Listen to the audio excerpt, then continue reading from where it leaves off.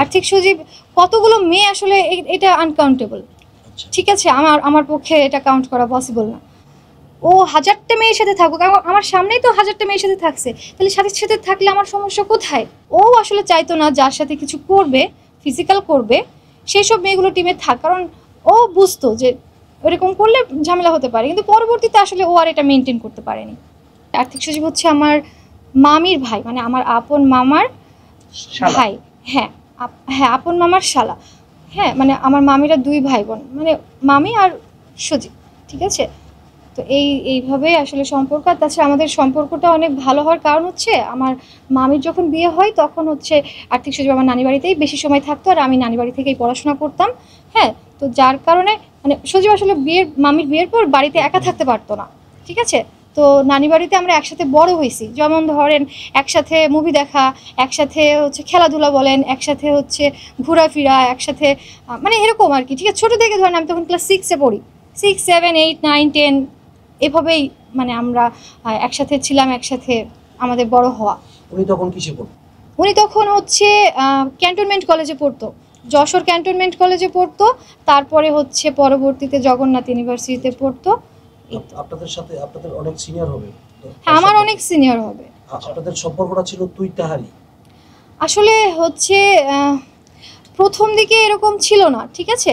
পরবর্তীতে আস্তে আস্তে মানে আস্তে আস্তে আসলে ওর সাথে আমার সম্পর্কটা এতটাই ফ্রেন্ডলি হয়, বা হচ্ছে কি যে প্রথম থেকেই ফ্রেন্ডলি ছিল, কিন্তু তারপরেও পরবর্তীতে আসলে মানে তুই সম্পর্কটা চলে আসছে, মানে আপনি থেকে তুমি, তুমি থেকে হচ্ছে কি যে তুই, ঠিক আছে, এটা আসলে চলে আসছে। এক সময় কি আপনাদের সাথে ফ্রেন্ডশিপ তৈরি হয়?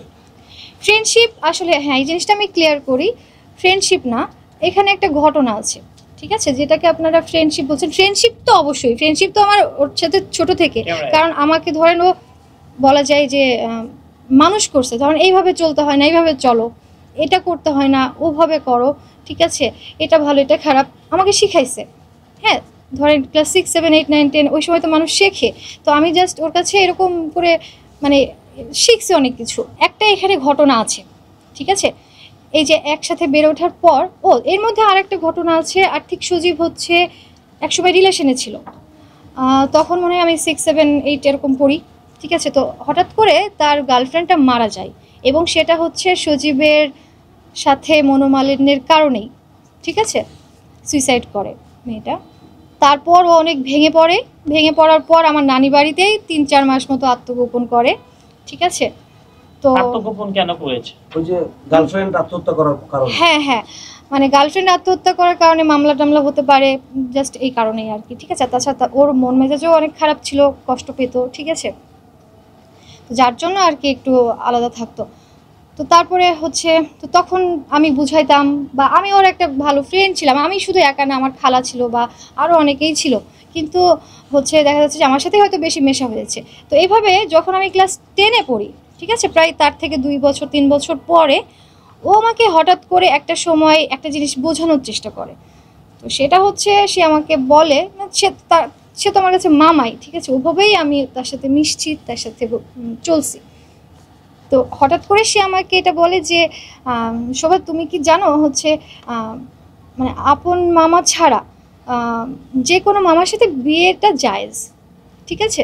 কে বলেছে? নামটা বলেন। আর্থিক সজীব আমাকে এটা বলেছে।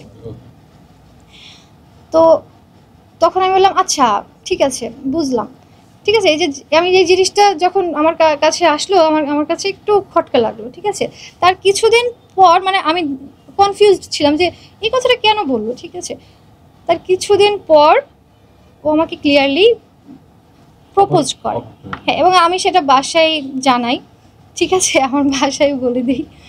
তারপর হচ্ছে বাড়িতে এটা নিয়ে অনেক ঝামেলা হয়, কিন্তু আসলে ওর সাথে আমার সবসময়ই একটা ভালো সম্পর্ক ছিল। যদিও আমি বলছি প্রেমের সম্পর্ক, ভালোবাসার সম্পর্ক ওর সাথে আমার কোনো দিনই ছিল না, কিন্তু ওই যে বললাম একসাথে বড় হয়েছি, মিশছি, একটা ফ্রেন্ডশিপ একটা সম্পর্ক, ঠিক আছে। তো সেই জায়গা থেকে কিন্তু আমি ওর সাথে সবসময় মিশতাম, সবসময় ওর সাথে আমার ভালো সম্পর্ক ছিল, এবং তখন থেকে এই যে লাস্ট পর্যন্ত, ঠিক আছে, মানে আমার দিক থেকে আমি ক্লিয়ার একদম, বুঝতে পারছেন। ও কিন্তু আমার পিছনে তারপর থেকে আরও 8-10 বছর ঘুরছে। আমি আরেকটা জিনিসও এখানে অ্যাড করি, ওই সময় ওর হচ্ছে একটা রিলেটিভ ছিল যে আমাকে প্রচণ্ড ভালোবাসতো এবং হচ্ছে আমি কিছুটা তার প্রতি একটু উইক ছিলাম, ঠিক আছে, যার জন্য আর আর না সজীবের বিষয়টা ওর জন্যই যে করিনি বিষয়টা এমন না। সজীবের সাথে আমি এমনিতেও কোনোদিন করতাম না, কেউ যদি পৃথিবীতে না থাকতো তাও আমি করতাম। যে মামা আপনাকে প্রেমের প্রস্তাব দিয়েছে তার প্রতি কি আপনি কখনো দুর্বল ছিলেন কি? না না না, সেই মামা না, আমি তো তার প্রতি দুর্বল কখনোই ছিলাম না। আমি আবারও ক্লিয়ার করছি, বারবার করে বলছি, সজীব আমার পিছনে প্রায় 8-10 বছর ঘুরছে, ঠিক আছে। এটা হচ্ছে আমার বাড়ির লোকজন, এটা সজীবের ফ্রেন্ড সার্কেল, এটা হচ্ছে মেহেরপুরের মানে আমাদের এলাকার অনেক অনেক মানুষ জানে, সবাই জানে। আপনি ঘুরলে একটা মানুষের পিছনে কতদিন ঘুরতে পারবেন? সে প্রায় 8-10 বছর ঘুরছে, ঠিক আছে। কিন্তু আমি তার সাথে হচ্ছে রিলেশনে যাই নাই, কারণ আমি জানি যে আমার ফ্যামিলি থেকে এটা মানবে না, আর আমি সেই জন্য যাইনি। তাছাড়াও আরেকটা কারণ হচ্ছে সজীব তখন জগন্নাথ ইউনিভার্সিটিতে পড়তো, আর আমার ফ্যামিলি এক্সপেকটেশন আরেকটু অন্যরকম ছিল, ঠিক আছে। আর আরও একটা জিনিস বললাম তো, যে তার এক রিলেটিভের মানে আর্থিক সজীবের একজন রিলেটিভ ছিল যার প্রতি আমি তখন কিছুটা উইক ছিলাম, এবং সে আমাকে প্রচণ্ড ভালোবাসতো। সে তখন মেডিকেলে পড়তো, হয়তো বা আমি যদি প্রেম করতাম তার সাথেই করতাম, ঠিক আছে। কিন্তু সেই রিলেশনটা সে আমাকে তার সাথে করতে দেয়নি, হ্যাঁ। এবং তার সাথে আর্থিক সজীব অনেক ঝামেলা করছে, মারামারি পর্যন্ত করছে, ঠিক আছে। এই পর্যায়েও গেছে, মানে তাকে মারছে এরকম আর কি, আপনাকে নিয়ে। হ্যাঁ আমাকে নিয়ে। এবং তখন কিন্তু ওর সবচেয়ে দুজন অনেক ক্লোজ ছিল, এবং সেই তখন থেকে এখন পর্যন্ত কিন্তু ওদের দুজনের সম্পর্ক নেই, ঠিক আছে। এই হচ্ছে বিষয়। বাট আমি কিন্তু ক্লিয়ার করে দিলাম যে সজীবের সাথে আমার কখনো কিছু ছিল না।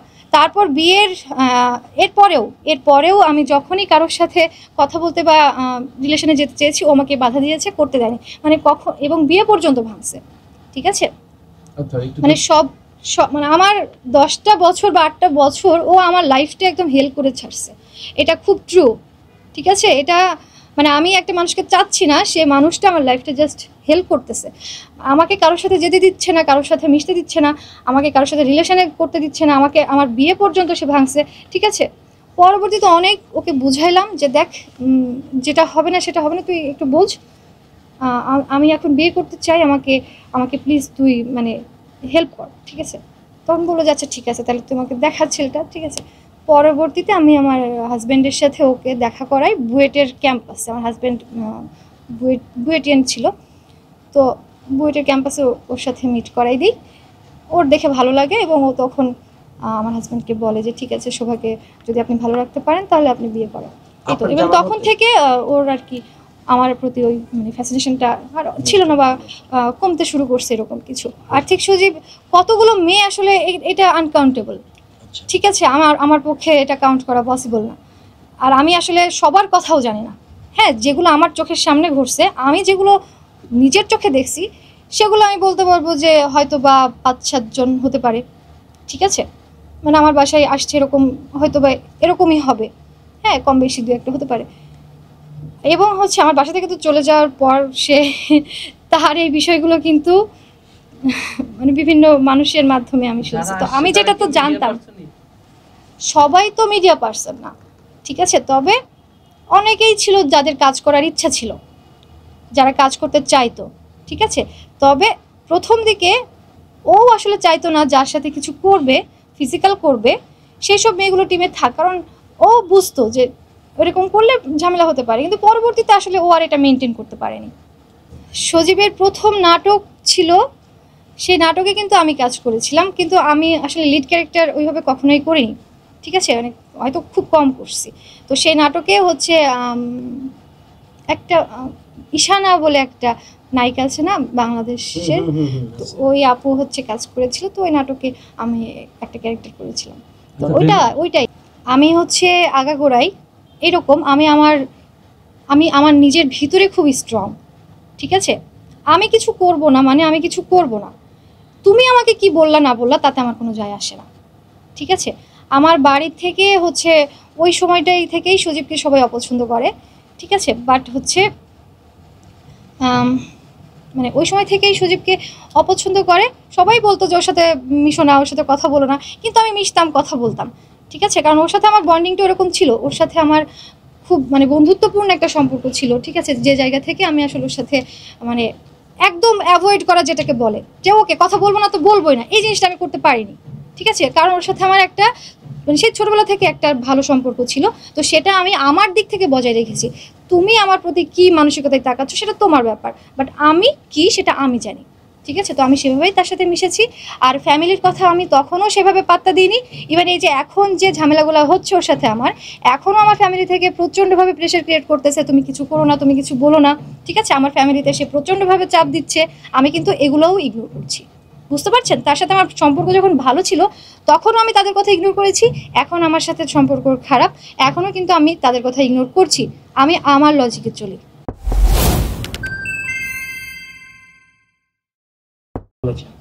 আপনার সাথে কখনো কি কোনো খারাপ কিছু করতে চেয়েছে কিনা? আচ্ছা, এটাও আমি বলি। ঠিক আছে, আমার সত্যি কথা বলতে আসলে কোনো প্রবলেম নেই, ভয় নেই। হচ্ছে বিয়ের আগ পর্যন্ত তো ঘুরতোই, বা তার একটা ভালোবাসার একটা ইন্টেনশন ছিল, এটা তো বলছি। বিয়ের পর যতদিন আমরা এক বাসায় ছিলাম ততদিন ওর সাথে আমার খুব সুন্দর একটা সম্পর্ক ছিল, মামা ভাগ্নির মতোই বা বন্ধুর মতো। ঠিক আছে, তারপরে উত্তরায় চলে গেছে।